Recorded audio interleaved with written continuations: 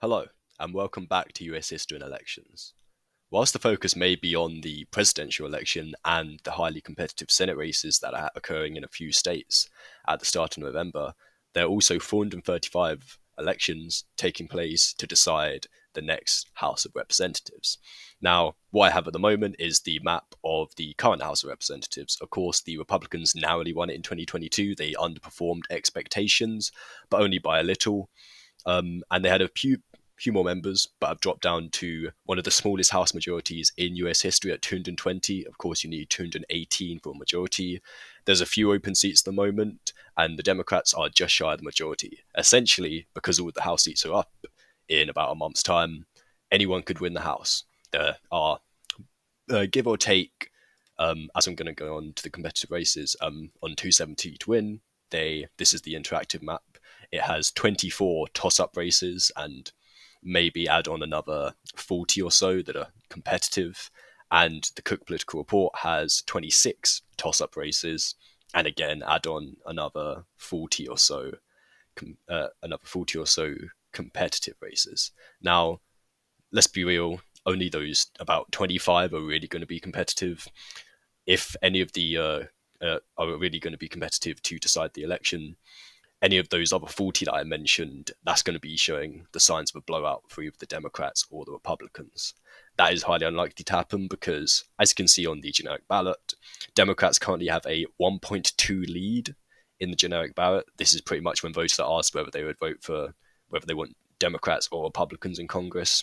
And on RCP, the average is 1.3. So as you can see, this is such a minute margin. It pretty much shows that there's not going to be huge changes. And you can see this by the current predictions of who's going to win. The 538 model says the Republicans win 54 times out of 100.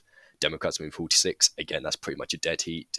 And The Economist, as well as other ratings, have Democrats at a 3 and 5 chance. That's pretty much because they round it up a bit, but 3 and 5 to 2 and 5. And again, this would be a 220 average majority, which is what the Republicans currently have. So essentially, the House race, the race for the House is essentially a coin flip, as it says on the Economist website. However, what I'm going to do in this video, I'm going to be looking at 6 races that are must-watch races. 2 of them are going to be probably the closest thing you can get to a toss-up, and I'm going to be looking at 6 races, 2 in each category, 2 toss-ups, 2 likely for one of the other candidates, and then, or should I say tilt, and then 2 that if the incumbent party loses these seats, then it's looking like it's going to be a very, very good night for the challenging party, whether that be the Republicans or the Democrats, in each respective seat to actually build up a significant majority in the House. So what I'm going to be looking at first of all is Washington's 3rd Congressional District. Now, this was in the news in 2022 for being a district that Democrats pretty much had a 2 or 3% chance of winning. This is what the projection models had based on the polling that we had. But Marie Gluesenkamp-Perez in the southern region of Washington state pulled off a surprise victory against Joe Kent. And just to give a background, this region voted for Donald Trump over Joe Biden in 2020, and it had a Republican incumbent for about 10 years, 10, 12 years. He retired. He was not a strong Trump supporter. Joe Kent, on the other hand, was a strong Trump supporter. And what was the race? Yeah, so MGP, as she is known, defeated Joe Kent 50.1% to 49.3%, the 9th closest margin of victory in the 2022 House races. Now, many blamed this on Kent being too pro-Trump in a district that was a lot more moderate. As it said, the previous incumbent was one of the Republicans who voted to impeach Trump in his 2nd impeachment trial in the House. Now, the polling that we've had in this is pretty much showing it's dead heat. If anything, the Republican Joe Kent, who is running again this time, he lost in 2022. He is running again. He is the Republican nominee for this race. He is running again. MGP is running for re-election, but again, it's pretty much a dead heat. I'm going to be going back onto this onto the 538 prediction model just to give you a sense of how close this race is. If I click on Washington's 3rd, it pretty much says Joe Kent is supposed to win 54 times out of 100 in their models that they run. MGP wins 46 times, but this essentially shows how close this race is. It's going to be one of those bellwethers, and realistically, whoever wins this, it's not going to be a massive sign for if they're going to win the House at large. And we're going to be looking at a similar situation in Southern California. Now, let it load quickly. Before I go into this is California's 45th congressional district. The current incumbent is a Republican, Michelle Steele. She won very narrowly in 2022. What was it? 52.4 to 47.6. Now, this was supposed to be a lot more competitive. Michelle Steele actually did quite well and she pretty much, performed to the baseline of what Republicans nationwide were supposed to perform to. Of course, in California, Florida, New York were some of the big states that Democrats underperformed in 2022. In some of the smaller states, they did a little bit better than they were supposed to. But again, this is a key area that the DCCC is targeting to pick up from the Republicans. Derek Tran is the Democratic challenger in this race. And if you want to go, this is, in my opinion, the most competitive race in the entire House election. There it is. And on 538, they currently have it as a dead split, 50-50 in their election outcomes based on their projections. And and pretty much what's happened on the ground is that this is going to be one of those elections that it's going to be decided by a couple thousand votes at most. I would be massively shocked if either candidate wins by 3 percentage points or more. It's probably going to be a 50 point something to a 48 point something. And it could be a Republican hold, or it could be a Democratic pickup. Again, this one and Washington's 3rd are one of those districts that it could go either way, and it's not really going to be deciding the nationwide thing, but it's going to be a big win for whichever party manages to hold on to or pick up this House seat. Okay, now we're going to be moving on to some more safer seats for the respective parties, for the respective incumbents, and it's just interesting to see that this was a seat that, again, Joe Biden won when he faced off in Donald Trump. He won by 6 points. Biden defeated Trump by 6 points in 2020. And in MGP's district, Washington's 3rd, Donald Trump beat Joe Biden. Doesn't actually say here, but Joe Biden lost this district as one of the 20 or so districts that he did lose. But the Democrat won in 2022. Now we're going to be moving on to Maine's 2nd congressional district. And you probably hear about this congressional district more than pretty much any other one. This is because Maine's electoral system gives Maine's 2nd congressional district one electoral vote at the presidential level. And it has been known to disregard the state's wider Democratic leaning.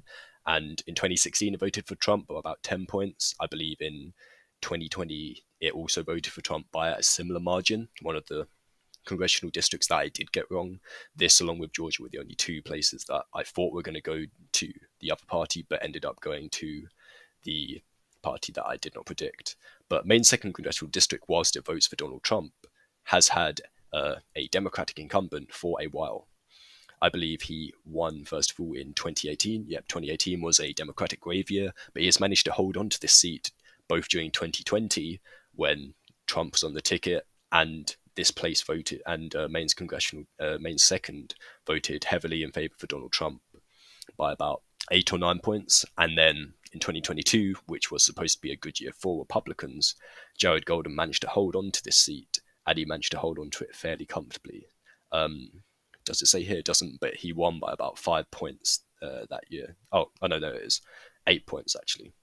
So that was a good year for Jared Golden. Now he is being challenged, of course, by Austin Terrio, however you say that. But this is one of the districts that, as you can see, it says 3 election forecasters have forecast it as a toss-up. One has forecast it as a lean Democratic district. But again, this is one of the ones that, because they have a strong candidate and a winning candidate in Jared Golden, if the Democrats do manage to lose this, even with Trump on the ticket, it's going to look quite bad for them. Because this is a seat that, in spite of the presidential trend, it has managed to hold for the Democrats. If the Republicans win this, they're going to be looking pretty happy. on this. But of course, like Jared Golden is pretty much one of the most moderate Democrats in the party. Like it says here, he was a staffer for the moderate Republican who won in 2020, Susan Collins, and that was a big shock of an election when she managed to hold on to her seat by a comfortable margin in 2020. Many people thought she was going to lose that Senate seat. But it shows that Jared Golden pretty much appeals to a lot of the moderates. However, there are sort of reports, it did mention here that, wasn't on here actually. I know, well, pretty much ever since there was a mass shooting in his congressional district, I think about 15 to 20 people died. He publicly came out in support of banning AR assault weapons. And that, of course, could be a big decider in a big gun-friendly area of New England. But again, a big race to look out for. If the Republicans pick this up, then it's going to not look very good for the Democrats in their aim to hold onto the House, to gain the House, sorry. Now, a similar district for the Republicans is Arizona's 6th Congressional District. Now, this is a district that encompasses the southeastern portion of Arizona. It has a sliver of the actual border. The district next to it, the district to the left side of it, has most of the Arizona border with Mexico. But this is one of the closest races that you're going to be seeing. I want to quickly pull it up in the 538 model just to give a good idea. I'll quickly go over to Maine's one just to give you guys a good idea. As you see, 53 to 47, that's pretty much a coin flip. And where is it? This one actually has Ciscomani, the incumbent Republican, winning this just over 61 times. So he is clearly a bit more favored to win this. And I'm going to go over quickly as to why. So 2022, he only won by a very small margin, 1.5 points. And this was one of the closest races in the 2022 election. And but the thing is, this is a congressional district that the Republicans are trying to target. Of course, there's been a lot of issues on the border in the last 2 years. Of course, the 2 years prior to that, there were also issues on the border. However, the issues, one of the key areas that Trump does lead when it comes to overall voting trends is the border. He tends to do a lot better in immigration compared to Kamala Harris and the Democrats as a whole. And Ciscomani, being a border district, is representing a border district in southern Arizona, is going to be a big key sign as to whether Arizona is going to go to Donald Trump at the presidential level, which I do believe it will, albeit narrowly. And pretty much, if Ciscomani wins this, then it's probably going to be a good sign for Donald Trump to win the state as a whole. Now, it was actually a really close race, like I said, in 2022. Engel was a former member of the Arizona Senate.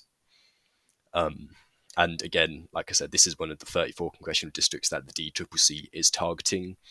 But there are key trends because Engel is very much running on a immigration platform. It's going to be really interesting to see how close the margin is here. But if the Democrats pick this up, then it's going to look quite good for them to pick up the Senate as a whole. The House, sorry. And it's going to look a lot more challenging. And if the Republicans hold on to this, they're going to feel a lot more confident about holding on to the House, and hopefully with a slightly larger margin than they currently have. Now, the final two races we're going to be looking at are ones that realistically are favoured for one party or the other. Pennsylvania's 10th congressional district is currently held by the Republicans, and the other one we're going to be looking just in a moment. Let's hopefully let it load up a minute, but it's New Mexico's 2nd congressional district.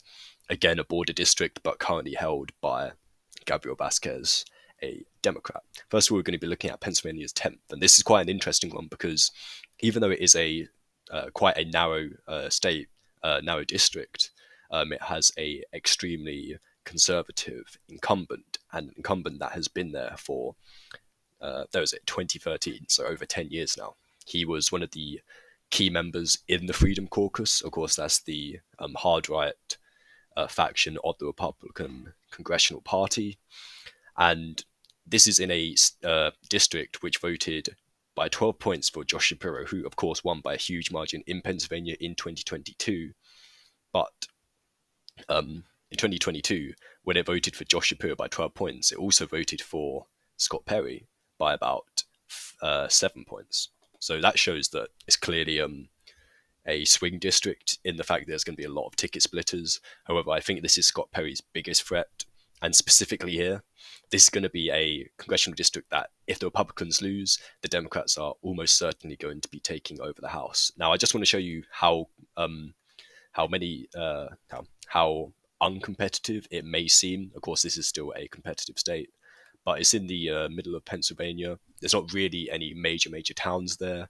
It's about an hour outside of Philadelphia. And in the 538 prediction model, it has Perry winning it 3/4 of the time. Stelson, who is a veteran news reporter, TV anchor in the region for about the last 3 decades, of course, has a lot of name recognition, which many of the previous Democratic candidates that tried to challenge Scott Perry did not have. There's actually been some polling data out here. It should come up here. Yeah, it does say Stelson +9 from Susquehanna. And Susquehanna is actually one of the better pollsters in this region. But then Franklin Marshall, again, another good polling center, which did it about 3 months ago. This poll from Susquehanna only came out last week, had Perry leading +1, Stelson +9 in this race. So it's actually going to be quite interesting if that poll is anything like what we're going to see, because then that does suggest that the Democrats are going to be doing quite well and would most likely win back the House if they win back Pennsylvania's 10th congressional district. However, on the flip side, if we look at New Mexico's second congressional district, if the Republicans win this, then we are going to be seeing a Republican hold on the House and a increase to about 230 or 240 members. Now, this is a strongly Latino congressional district. I believe it is about 2/3 Latino. It stretches all the way up to Albuquerque and then all the way down to the rural areas of southern New Mexico, and pretty much takes up the entire New Mexico border, and it also borders with the western part of Texas. Now, again, it's going to be important to see, because there's a lot of talk that there's a lot of Latinos that are going to now vote for Trump, even more so than they did in 2020, even more so than they did in 2016 compared to the small amount that actually voted for the Republicans back in 2012. There's been a huge shift from pretty much all Latino groups, specifically Cuban Americans, specifically Venezuelans. However, it's looking like it is a continuing trend. And if that trend really does continue and shift over, not just from the presidential race, but into these House races, then it's going to be very dangerous for a lot of the Democrats that are holding on in some of the border districts. Of course, he actually won by a fair... This is a rematch of the 2022 election. He won by quite a small margin. I do believe it was about 1%. 1%, that's a really small margin in 2022, whereas Biden won the district by, give or take, 6 points in 2020. So it's going to be really interesting to see if that narrows at the presidential level. If it narrows at the presidential level, it's going to be quite a dangerous seat for the Democrats. But in their prediction model, New Mexico, of course, is a Democratic state, even though it only leans Democratic. It's still a Democratic state. I just want to quickly pull this up. And where's New Mexico? There it is. New Mexico's second, and it has Vasquez winning 84 times. So again, like I'm saying, if the Republicans manage to pick up this seat, then it's going to be a really good sign for them in their attempts to increase their razor-thin margin in House control. But these are the 6 races I wanted to have a look at. Like I said, there's probably about 25 odd toss-up seats, but most of those do tend to lean 1 or 2. There's probably about 10 that are actually toss-up seats where I would not want to be putting a prediction on. And at the moment, you've seen the average in the generic ballot. It's only 1.2. That's well within the margin of error. Compared to different points in 2022, the Republicans at this point, it was pretty much a dead race. Democrats at +1 at this point. 2020, I think Democrats had a much wider margin. They won the House at this point. But with 2024, only about 3 weeks out from Election Day, we're only at a 1-point Democratic margin.